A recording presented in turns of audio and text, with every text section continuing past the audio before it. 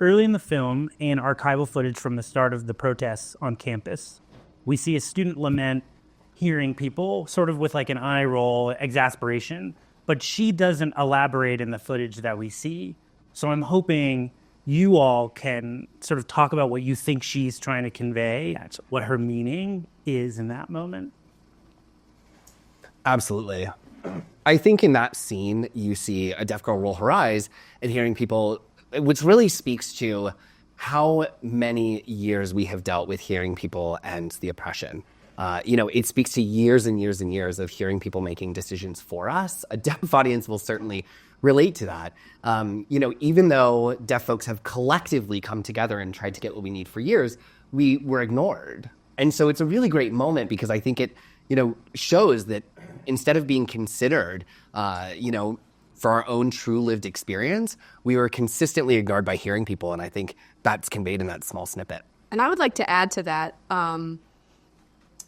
oftentimes ignorance is more than mean. Really that's where it comes from. It's hearing people, well, maybe you don't agree. I don't know. It could be different. It could be just different groups.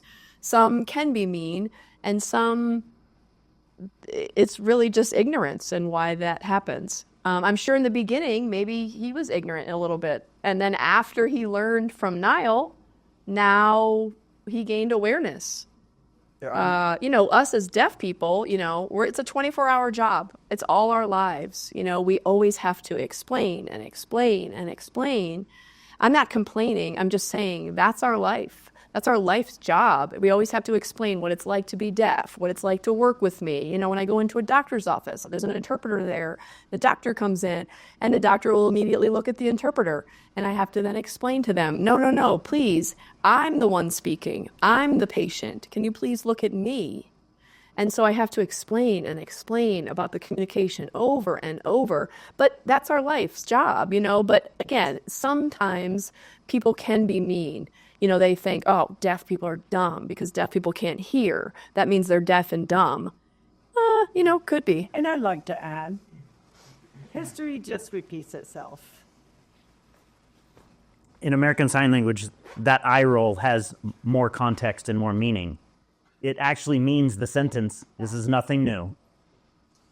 Especially when they said, like the eye roll, it's like, here we go, hearing people again. That means nothing's new. The hearing, they always try to fix us. They really know what's best. They make our decisions. And ASL is very expressive. We identified exactly with what she did with that. We completely understood. You'll see in this situation here that when Niall and Brigitte are talking, the three in the front have to turn to listen to them. So this has been set up. This setup has been set up the way most people would set up a hearing shoot. And that's no one's fault. That's how I started as a hearing director. I didn't understand any of this stuff. And so it takes a lot of time for hearing people to really fully understand the deaf experience. And to add to that, it's also what we call deaf vision. We're set up usually we're set up in a C shape or a horseshoe shape. That way we can all see each other and look at each other when we're talking instead of having to turn back around. And that's a little bit weird on TV, right? When we're all looking the other way. Yeah. And again, to add to that, Davis is amazing and brilliant how he set this up. When he interviewed us, it was 8 to 10 hours a day. And the point here is when that camera is on you, normally in the past, you'd have the interpreter off to the side, and then the deaf person would have to look at the interpreter. So to be able to have the screen where we're looking at the camera, the interpreter has to be right there in the lens. So to get that connection. So those little details makes a world of difference. Good job. Niall, you wanted to say Davis. something, right? You were trying to raise your hand. No. Next question. First of all, thank you for sharing all of that context. I feel like I understand that moment in the film so much better now. I actually wanted to ask, and Davis, you referred to the learning curve as a hearing director. I wanted to ask the subjects of the film if you were skeptical of a hearing director taking on this project and how your skepticism was assuaged. To be clear, co-directors. Niall and I co-directed this equally.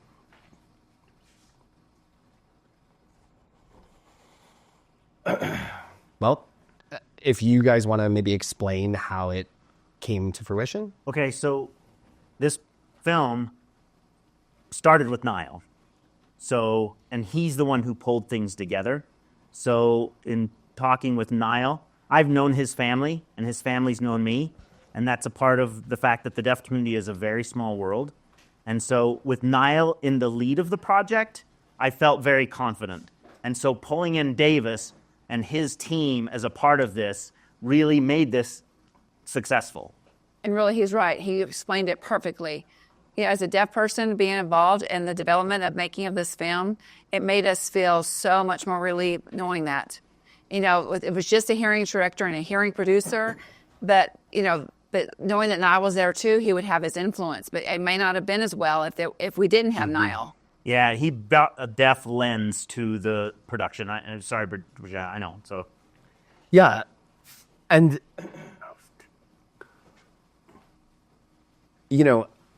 one thing I find really interesting about when I approached the DPN4 for this project is that all of them shared the same sentiment with me.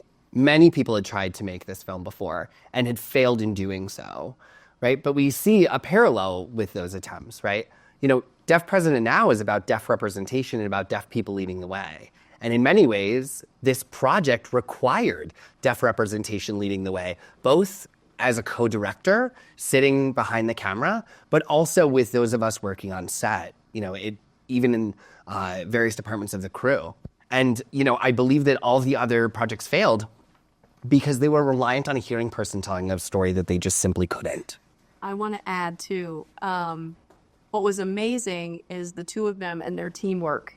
They looked to each other as equals. And they came into this, it wouldn't have been possible with one or not the other, that you had to have both. Davis, he didn't know much about deaf people. He didn't know much about it. Sure. But he did his part. He read books, thick books. I mean, he told me, I read this thick book. Fall from the tree. Right. He read that book. And I was impressed. Wow, he did a lot of research to learn this. He didn't just come in and say, I'm going to direct this film with a deaf person. No, he did his research. And Niall, he already knew. It was natural to him. Now, the film, as a director, maybe Davis had more experience than Niall, but they were such an amazing team. And we felt so confident and entrusted it all to them. I think Davis, it was his first interview.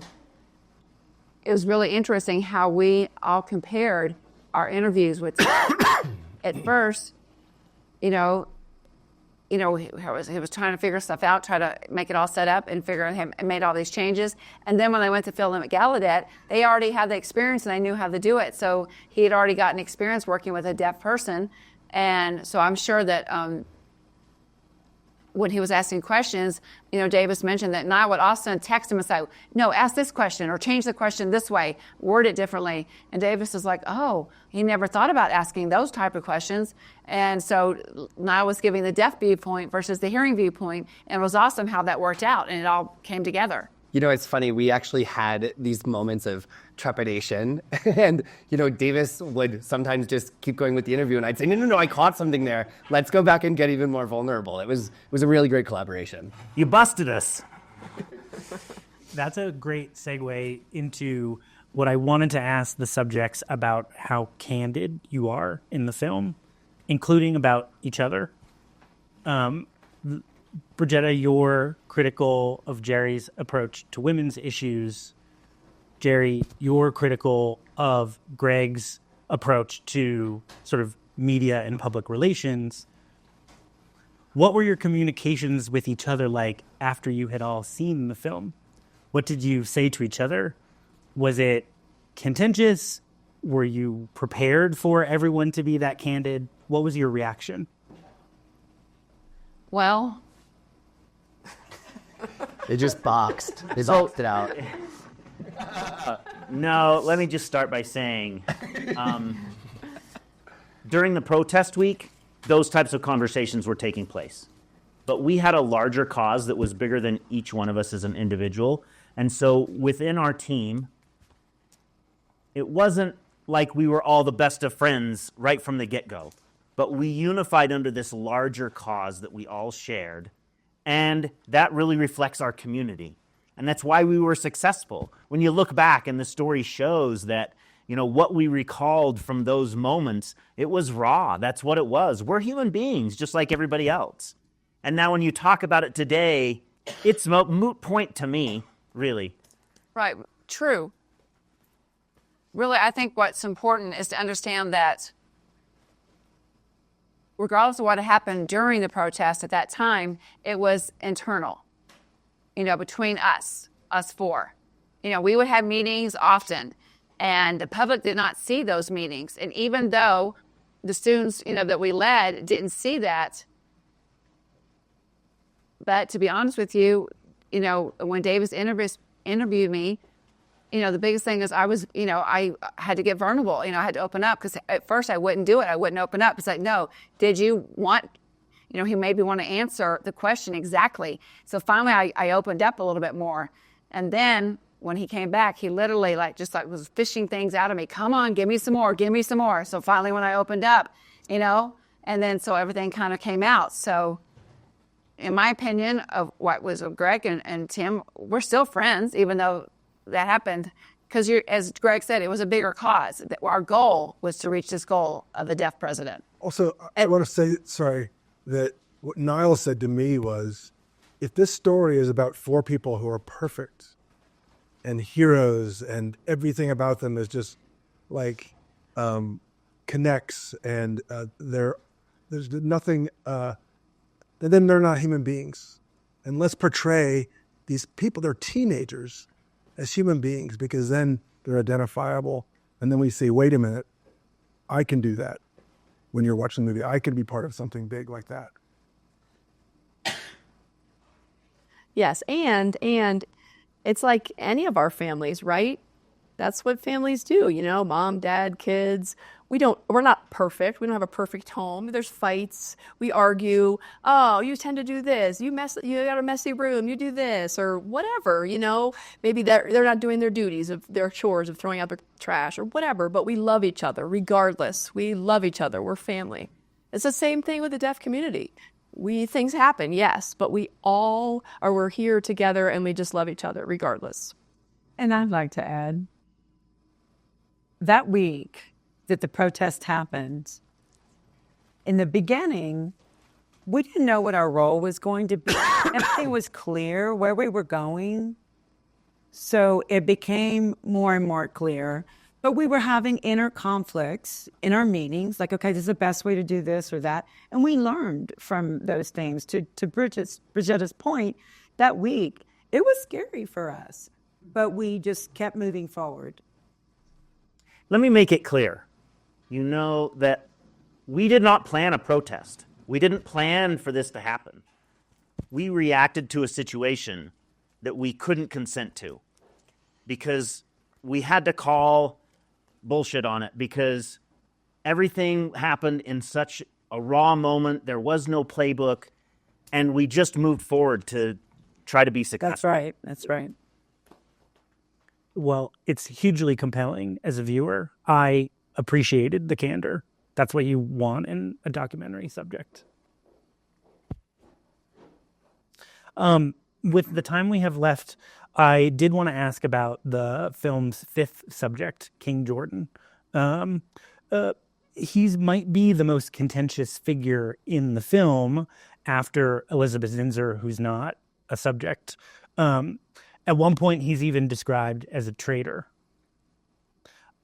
After seeing the film and hearing his reflections on where he was coming from, how would you interpret his actions now? Has this experience changed your view of him? Oh, but to make it clear, we don't think he was a traitor after the protests, no. During that time when he, stood up and with the national press and announced that he was, as the dean of the College of Arts and Sciences, I feel we should support Zinser. That's when we're like, what?